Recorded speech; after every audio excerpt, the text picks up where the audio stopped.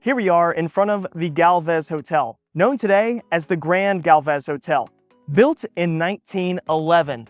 We can't really talk about the Galvez Hotel until we talk about the seawall right here, protecting the Galvez and Galveston from the temperamental Gulf of Mexico. The initial seawall was built right after the storm of 1900 in order to protect the city from future storms. The first rendition of the seawall was built to protect the urbanized portion of Galveston. That first stretch of seawall was only 3 miles long. And right here in front of the Galvez was right at the midpoint. Galveston had been a tourist destination for over half a century before the storm of 1900. Before the storm, the port of Galveston was the powerhouse of the economy of Texas.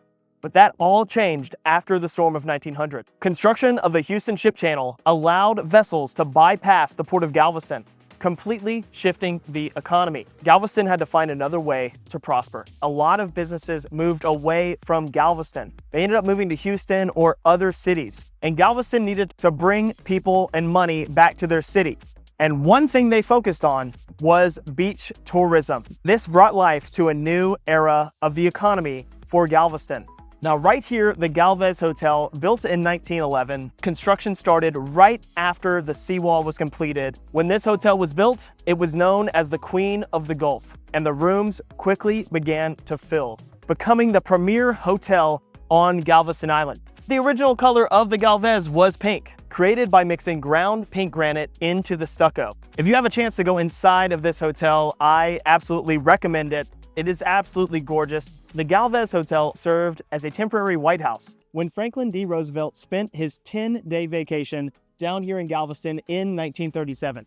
And in the 1940s, during World War II, the Coast Guard actually commandeered the hotel, converting the suites into barracks and situation rooms. And they also held their drills and boxing matches out here on the front lawn. Now, building hotels right along the beach is nothing new for Galveston. We have examples like the Beach Hotel and other entertainment venues like bathhouses.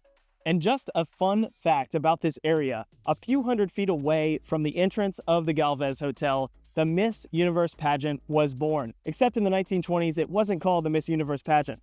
It was called the Pageant of Pulchritude, where ladies dressed up in bathing suits and performed and were judged, and this gave birth to the modern beauty pageant we know today as the Miss Universe pageant. Why the name Galvez? Also, the name Galveston. Where does that name come from? It stems back to the American Revolution. Bernardo de Galvez, a Spaniard who became the governor of the territory of Louisiana. As the American Revolution erupted, Galvez was ordered by the King of Spain to disrupt and eradicate the British operations along the Gulf Coast. He also set up supply lines from Texas, which included cattle drives, to feed and supply those who were fighting against the British during the Revolution. He captured a British ship, renamed that ship the Galvez Town. After the Revolution, his captain was ordered to survey the Gulf Coast. When that surveyor arrived in the bay, he named it Bahia de Galveston.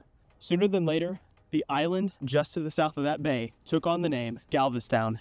For all historical photos and maps, thank you to the Galveston and Texas History Center at the Rosenberg Library and the Portal to Texas History at the University of North Texas.